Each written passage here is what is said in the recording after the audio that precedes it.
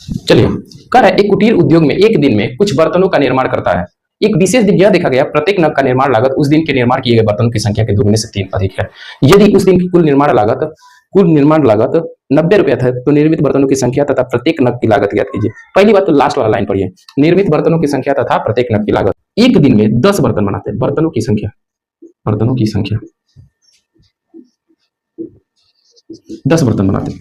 अगर हम एक दिन में 10 बर्तन बनाते हैं और एक नग की लागत यानी एक बर्तन की लागत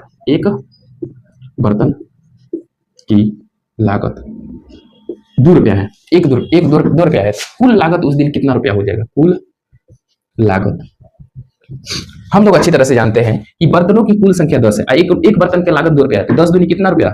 20 रुपया। कुल लागत उस दिन हो जाएगा 20 रुपया। स्टेटमेंट में अगर मान लीजिए हम उस दिन बर्तन की संख्या 30 बना रहे हैं, 30, और उस दिन एक बर्तन की लागत रुपया है 5 रुपया, तो 30 का 5 में गुणा करेंगे तो 30 × 150 हो जाएगा, कुल लागत 150 आ जाएगा। मान लीजिए हम उस दिन बर्तन 5 बनाते हैं और एक बर्तन की लागत या एक नग की लागत 2 रुपया है, तो टोटल कितना रुपया उस दिन खर्चा कर देंगे? तो 5 दूनी 10 रुपया खर्चा कर देंगे। अगले वाले स्टेप में चलिए, कह रहा है कि स्टेटमेंट में कह रहा है कि एक विशेष दिन यह देखा गया कि प्रत्येक नग की लागत उस दिन के निर्माण लागत बर्तनों की संख्या के दुगने से 3 अधिक थे। मान लीजिए हम बर्तन उस दिन बनाए X, तो उसने बोला है कि उस दिन का प्रत्येक नग का लागत जो है ना, उस दिन के निर्माण किए गए बर्तनों की संख्या बर्तन की संख्या कितना है? X, इसके दुगने से 3 अधिक है, 3 अधिक है। तो आप लोग अच्छी तरह जानते हैं यदि उस दिन कुल निर्माण लागत 90 रुपया है तो ये तो हमारा बर्तन निर्माण किया गया और इसका एक बर्तन का लागत है, इसके निर्माण किए गए बर्तनों की संख्या के दुगने से 3 रुपया अधिक, तो ये लागत एक बर्तन की लागत है और बर्तनों की संख्या ये है, तो इसका इसमें गुणा करेंगे तो ये टोटल 90 रुपया खर्चा कर रहा है। यही स्टेटमेंट है। इस बात को समझ रहे हैं तो इस क्वेश्चन को आप तुरंत कर लेंगे। जैसे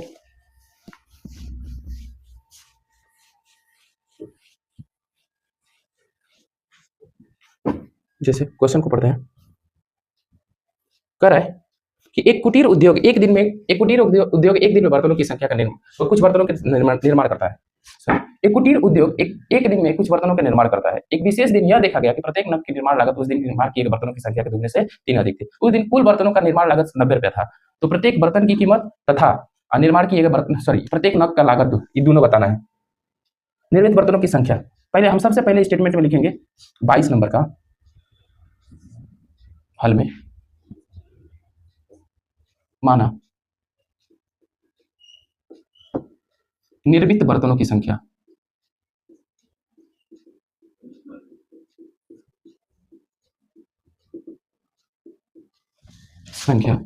X है, तब एक बर्तन या नग की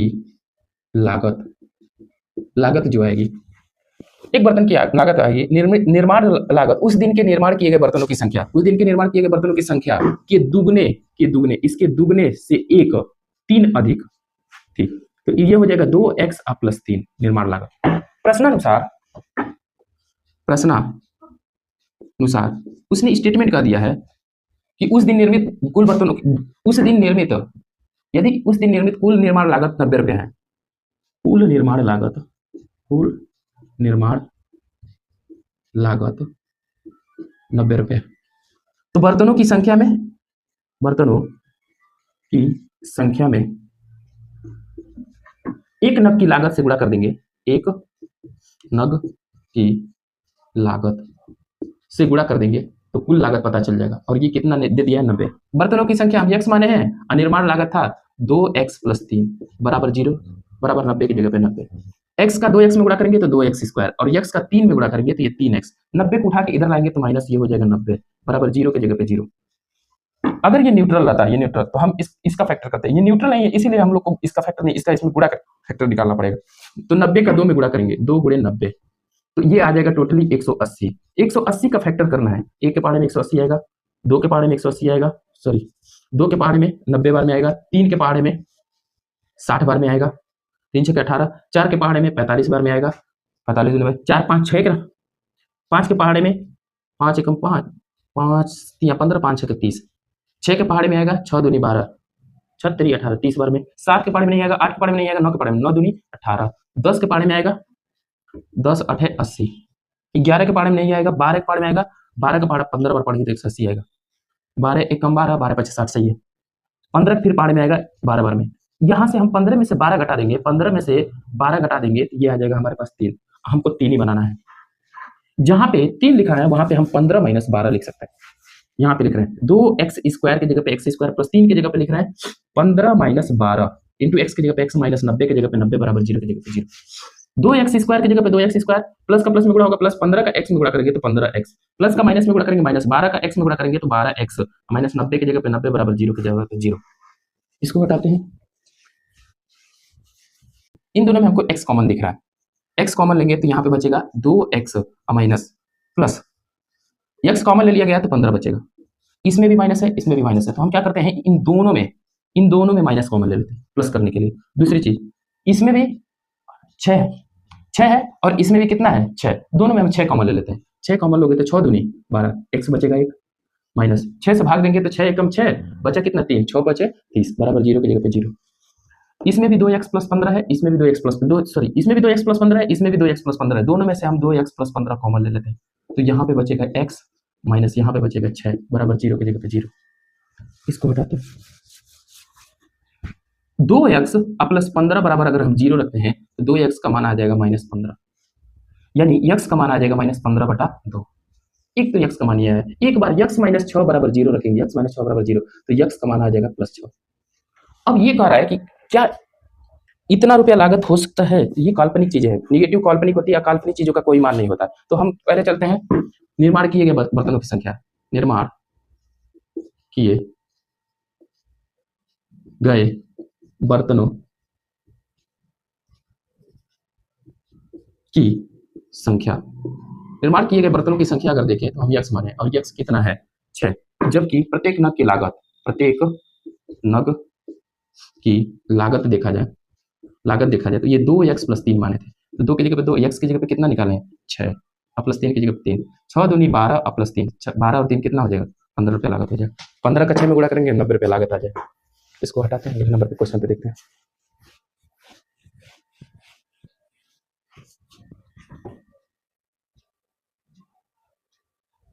कर है एक रेलगाड़ी 360 किलोमीटर की दूरी एक समान चाल से सकती है। एक रेलगाड़ी 360 किलोमीटर की दूरी एक समान चाल से के साथ तय करती है। यदि रेलगाड़ी यही दूरी 5 किलोमीटर प्रति घंटा अधिक चाल से तय करती तो यात्रा में 48 मिनट कम समय लगता। तो रेलगाड़ी की प्रारंभिक चाल ज्ञात कीजिए। भाई दूरी दोनों का समान है।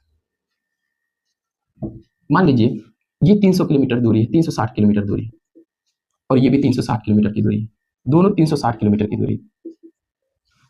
जब यह यक्स किलोमीटर प्रति घंटा के चाल से चल रहा है, यक्स किलोमीटर प्रति घंटा के चाल चल रहा है, तो एक कोई समय होगा उस समय पहुंच जाता होगा।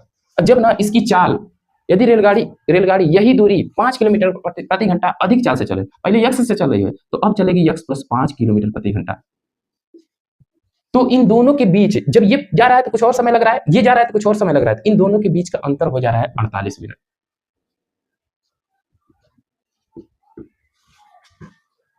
तो इसके द्वारा समय निकाल लिया जाए, इसके द्वारा समय निकाल लिया जाए। अब ये मतलब इन दोनों के बीच कम समय, जो 48 मिनट कम समय लग रहा है, जब हे चाल से चल रहा है तो अधिक, हे चाल से चल रहा है कम, तो अब ये वाला कम समय चल रहा है तो हे में से एक घटा देंगे, इस वाले समय से इस वाले समय को घटा देंगे। जैसे हम मानते हैं सबसे पहला माना 23 नंबर में हल में माना रेलगाड़ी की प्रारंभिक चाल जो है वो x किलोमीटर प्रति घंटा चल रहा है। 360 किलोमीटर की दूरी तय करने में लगा समय जो होगा ना, समय होगा, इसको t1 मान लेते हैं, t1, और ये होगा समय बराबर बटा चाल, दूरी बटा चाल। t1 की जगह पे t1, समय दूरी कितना है 360 किलोमीटर, चाल कितना है x किलोमीटर प्रति घंटा, ये t1 आ गया। ये इतना समय लगा रहा होगा। पुनः रेलगाड़ी की प्रारंभिक चाल, जब रेलगाड़ी की चाल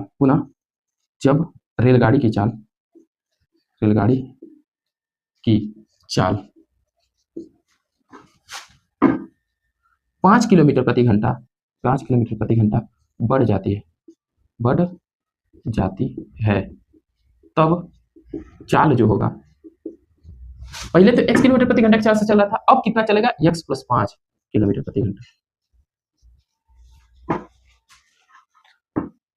अब ये भी इस चाल से चलेगा तो कितना समय लेगा, इसके बारे में देखते हैं। अब 360 किलोमीटर की दूरी तय करने में लगा समय देखा जाए तो समय, इसको t2 मान लेते हैं, t2 जो होगा ये चाल समय बराबर दूरी बटा ये भी चाल होगा। बताइए, दूरी तो वही है, सेम टू सेम 360 किलोमीटर है, तो दूरी की जगह पे हम 360 लिख रहे हैं, लेकिन अब चाल जो है बदल के, पहले x था, अब x प्लस 5 हो गया, ये हो जाएगा x प्लस 5, ये हो गया t2। इन दोनों के बीच का अंतर दे दिया 48 मिनट, दोनों के बीच का अंतर दे दिया है 48 मिनट। आगे चलते हैं, इसको हटाते हैं, पुनः प्रश्नानुसार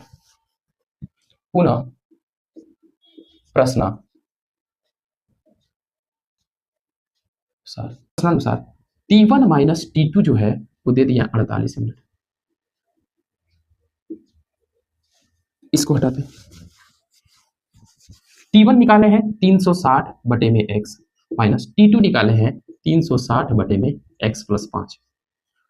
ये किलोमीटर प्रति घंटा, जबकि ये मिनट में है, तो इसको घंटा में बदलने के लिए, ये घंटे में है, ये भी घंटा में, ये भी घंटा में, ये घंटा बदलने के लिए 48 में से हम 60 से भाग दे देंगे, तो ये बन जाएगा हावर। अब ये संतुलित हो गया, इन दोनों में हमको 360 कॉमन दिख रहा है। अगर हम 360 यहाँ पे कॉमन लेंगे तो 1 बटा x बचेगा, यहाँ पे 1 की जगह पे 1 नीचे बच जाएगा, x प्लस 5 ब्रैकेट बंद बराबर 12 चौको 48 और 12 बचे 60, ये गुणे में उधर जाएगा तो भाग में, नीचे का नीचे से गुणा करेंगे तो x इंटू x प्लस 5 आएगा, इसका इसमें गुणा करेंगे तो x प्लस 5 और इसका इसमें गुणा करेंगे तो माइनस x आएगा, ये गुणे में इधर जाएगा तो भाग में, तो 4 बटे में हो जाएगा 5 गुणे में 360, माइनस x से प्लस x कट जाएगा, ऊपर बचेगा कितना 5 और नीचे बचेगा x प्लस, x का x में गुणा करेंगे तो x स्क्वायर, अब प्लस x का 5 में गुणा करेंगे तो ये 5x प्राप्त होगा, 4 से काटेंगे तो 4 9 36 4 0 0, तो 1 बटा में 9 5 45 450 आ जाएगा। 450 का इसमें गुणा होगा और इसका इसमें गुणा होगा, तो इसका इसमें गुणा करते हैं, 450 गुणे में 5 बराबर 1 गुणे में x स्क्वायर प्लस 5x, ये हो जाएगा 5 5 25 और 5 चौके 20 और 2 22, 0 की जगह पे 0, ये होगा x स्क्वायर प्लस 5x, इसको उठा के उधर फेंक देंगे तो 0 बराबर आ जाएगा x square plus 5x minus 2250, इतना बराबर 0 रखें या 0 बराबर उतना रखें, बाद x square plus 5x minus 2250 बराबर 0 की जगह पे 0, 2250 का गुणनखंड करना है और 5 की जगह पे अलॉट करना है, इसको हटाते हैं, 5 बनाना है,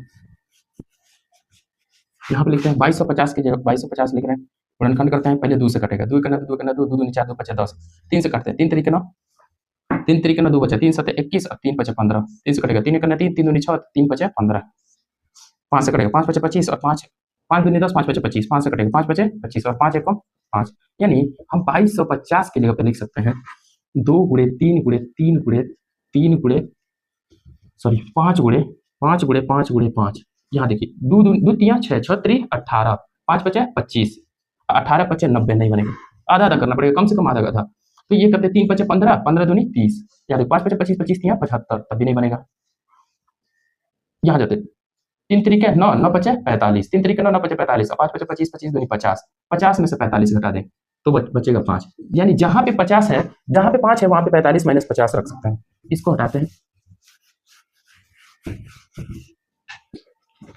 x स्क्वायर की जगह पे x स्क्वायर प्लस 5 की जगह पे रख रहे हैं 50 माइनस 45 इंटू x की जगह पे x माइनस 2200 की जगह पे 2250 की जगह 2250 बराबर 0 की जगह पे 0, x स्क्वायर की जगह पे x स्क्वायर प्लस का प्लस में गुणा प्लस, 50 का x में गुणा करेंगे तो 50x प्लस का माइनस में गुणा माइनस, 45 का x में गुणा करेंगे तो 45x माइनस 2250 की जगह पे 2250 बराबर 0 की जगह पे 0, इन दोनों में हमें x कॉमन दिख रहा है, तो यहाँ पे बचेगा x प्लस 50, इसमें भी माइनस है इसमें भी माइनस है, यहाँ देखिए दोनों प्लस है, इसको प्लस करने के लिए दोनों माइनस कॉमन, इसमें भी 45 है इसमें भी 45 है, दोनों में से हम 45 बाहर निकाल देते हैं, अगर इसमें 45 निकालेंगे तो प्लस x बचेगा, माइनस कॉमन लेने के कारण ये प्लस हो जाएगा, 45 से 2250 में भाग देंगे तो 50 आएगा बराबर 0 की जगह पे 0, इसमें भी x प्लस 50 है इसमें भी x प्लस 50 है, दोनों में से x प्लस 50 कॉमन ले लेंगे तो यहाँ पे बचेगा कितना प्लस x माइनस यहाँ पे बचेगा 45 बराबर 0 की जगह पे 0, एक बार x प्लस 50 बराबर 0 रखेंगे तो x का मान आ जाएगा, 50 उधर जाएगा तो माइनस 50 होगा, एक बार यक्स माइनस 45 बराबर 0 रखेंगे तो यक्स का मान आ जाएगा +45। अब ये कह रहा है कि बताइए कि उसकी प्रारंभिक चाल क्या थी। तो रेलगाड़ी के निगेटिव तो होगा नहीं, पीछे थोड़ी जा रहा है, पॉजिटिव होगा, यानी रेलगाड़ी की प्रारंभिक चाल, रेलगाड़ी की जो चाल होगी ना, चाल या प्रारंभिक चाल होगी, वो 45 किलोमीटर प्रति घंटा होगी। यही आंसर है। अगले क्वेश्चन पे चलते हैं। कह रहा है यदि जीवा अपनी वास्तविक आयु से 5 वर्ष छोटी होती है, जीवा जो भी होगी ना वो अपने प्रारंभिक आयु से 5 वर्ष छोटी होती है,